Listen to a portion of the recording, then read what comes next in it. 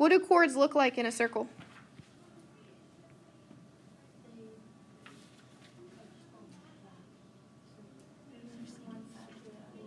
It goes from one side to the other, and they stop. They have a start and stopping point, and it is on the edge of the circle. What is the chord called when it goes through the center of the circle? A diameter. Okay, so we're going to talk about the relationships made by chords. So in the same circle or in congruent circles, two minor arcs are congruent. So like A, B, and C, D would be congruent if their corresponding chords are congruent. So what this means, you'll be given problems that would look kind of like this, where let's say this one was 7, and this one was 7, and CD was 100 degrees. It would say, what is the measure of arc AB? And it would be 100 degrees. Okay? Because it would be congruent to the other arc, because their chords are congruent. So that's it. We're going to do an example. Shows up right here. In the diagram, circle P is congruent to circle Q, and FG and JK are congruent to each other. Arc JK is 80. Find arc FG. What do we think? It's going to be 80. So because their chords are congruent, that means the arcs will be congruent. All right, next. This one I'll explain to you. I'll read it first. If a diameter of a circle, which here the diameter is EG, if the diameter of a circle is perpendicular to a chord, perpendicular means they intersect and form that 90, then the diameter bisects the chord and its arc, aka it will cut this chord in half, and it will cut the arc in half. So you can mark them. So HD and FH would be congruent. Arc DG and arc GF would be congruent. So because there's a perpendicular bisector, it cuts the line in half and the arc in half. All right, so we're going to do our example. Find HK. Is this a segment or an arc?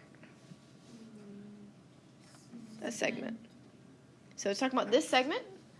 So our diameter is JL, and it cuts HK in half. So if this piece is 7, the other piece is 7, which means the whole line is 14. All right, and it also cuts the arc in half into 2 congruent pieces. So that means 11x would equal 70 plus x. So to solve, we'd subtract x. 10x equals 70. So x would equal 7. What would I do once I find x? Plug it in. 11 times 7 is 77. 70 plus 7 is 77. So how do I find the length of the entire thing?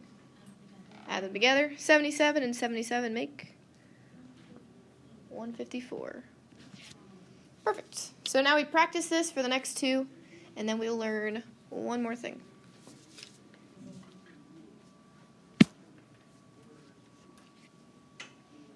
All right, so number 1.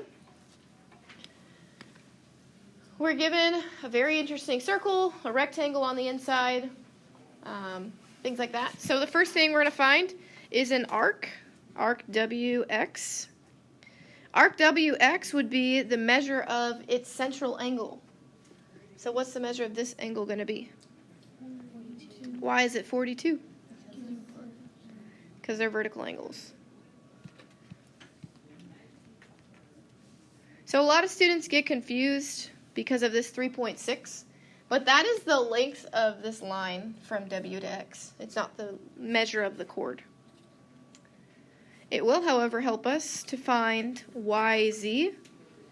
Because the arcs are congruent, that means their chords are also congruent. So if WX is 3.6, YZ is also 3.6. All right, and then WZ, what do we think? 9.2.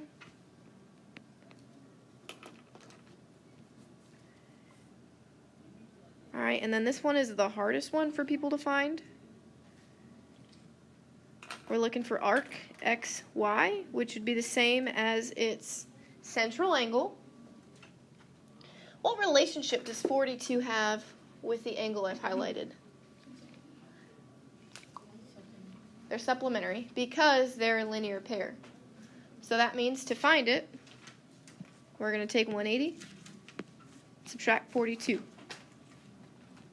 which would make 138 degrees.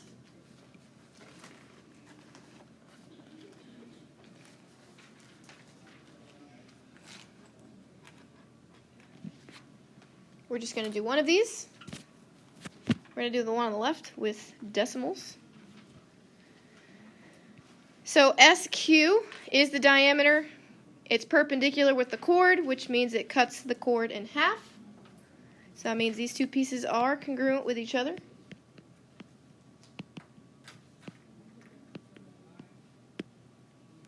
Move the smaller x first, which here would be just x.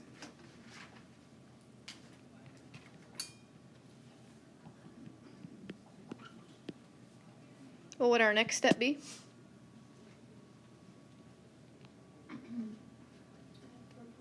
Yes, add 4.1. I'm going to take it off to the side over here. If there weren't any decimals, what would 41 minus 5 be? 36. And just drop down the decimal. So x equals 3.6.